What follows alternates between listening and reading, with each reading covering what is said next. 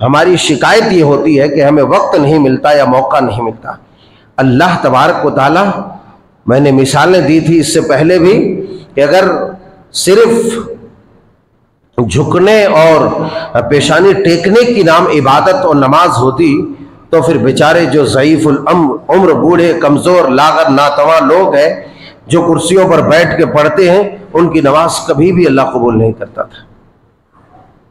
مگر کبھی آپ طاقت و توانائی کے باوجود اس سچویشن سے دوچار ہو کہ آپ کے پاس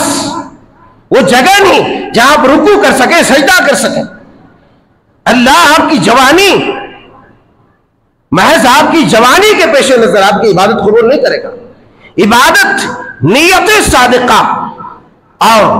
خلوص کے جذبے سے سرشار جو سینہ ہوگا، اور اس سینے کے ساتھ اللہ تبارک و تعالیٰ کے حضور وہ اپنے آپ کو پیش کرے گا۔ اب اس میں رکوع ہو چاہے نہیں ہو، سجدہ ہو چاہے نہیں ہو، سجدہ ہو چاہے نہیں، قیام ہو چاہے نہیں ہو، اللہ تبارک و تعالیٰ اس کی نماز قبول کرے گا۔ یہاں تک کہ میں کہا کرتا ہوں کہ آیت کریمہ کے پیش نظر فَأَيْنَمَا تُوَلُّوا فَثَمَّ وَجْهُ اللَّهِ وَلِلَّهِ الْمَشْرِقُ وَالْمَغْرِبُ فَأَيْنَمَا تُوَلُّوا فَثَمَّ وَجْهُ اللَّهِ، کہ مشرق و مغرب سب اللہ کے ہیں، تم جدھر بھی چاہے منہ جدھر کر کے نماز پڑھو گے، اللہ جدھر حکم دے وہ سب کے سب اللہ ہی کے ہیں۔ لہٰذا معلوم یہ ہوتا ہے کہ ہماری نمازیں کبھی کبھی نہ قبلے کی محتاج ہوتی ہے، نہ کبھی کبھی وضو کی محتاج ہوتی ہے، مگر بے وضو نماز نہیں پڑھنا ہے۔ آپ کو کہیں کچھ نہیں مل رہا ہے، کچھ بھی نہیں مل رہا، ایسے دیوار ہے چونے کی، بسم اللہ کہہ کے ہاتھ ماریے، پھونکیے، چہرے پر ہاتھ ملیے، ہتھیلی پہ ہاتھ مل لیے۔ اگر آپ ناپاک ہیں، پانی میسر نہیں، آپ پاک ہو گئے، آپ بے وضو ہیں، پانی میسر نہیں، آپ وضو میں ہو گئے، اب آپ نماز پڑھ سکتے ہیں۔ آپ کو رکوع کرنے کی جگہ نہیں، سجدہ کرنے کی جگہ نہیں، آپ اشارے سے پڑھ لیجئے، اشارے سے پڑھ لیجئے۔ بیٹھنے کی جگہ ٹھیک ہے بیٹھ جاؤ، نئی جگہ ہے،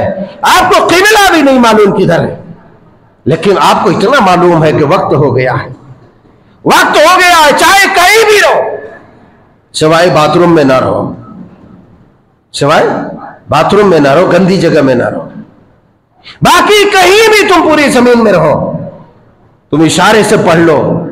چاہے جیسا چاہو پڑھ لو۔ سجدہ کرنے کی جگہ نہیں، پورا کچا ہے، پورا گیلا ہے، آپ کھڑے ہیں، اشارے سے پڑھ لیجیے اللہ اکبر اللہ اکبر اللہ اکبر سمیع اللہ علیہ وسلم، آپ کی نماز ہو جائے گی۔ آپ اس کے لیے اللہ تبارک و تعالیٰ دل دیکھتا ہے، نیت دیکھتا ہے، جذبہ اطاعت دیکھتا ہے۔ اگر اطاعت کا جذبہ آدمی کے اندر ہے، اللہ تبارک و تعالیٰ اسے قبول فرمائے۔ اس لیے اس میں کوئی بہانہ نہیں۔ اگر آپ حفاظت چاہتے ہیں اپنے روزوں کی، حفاظت چاہتے ہیں اپنے قیام اللیل کی، حفاظت چاہتے ہیں اپنی دیگر نیکیوں کی، تلاوت کی، تو آپ اللہ تبارک و تعالیٰ کی اس عظیم عبادت نماز سے آپ منہ نہ موڑیں۔ اس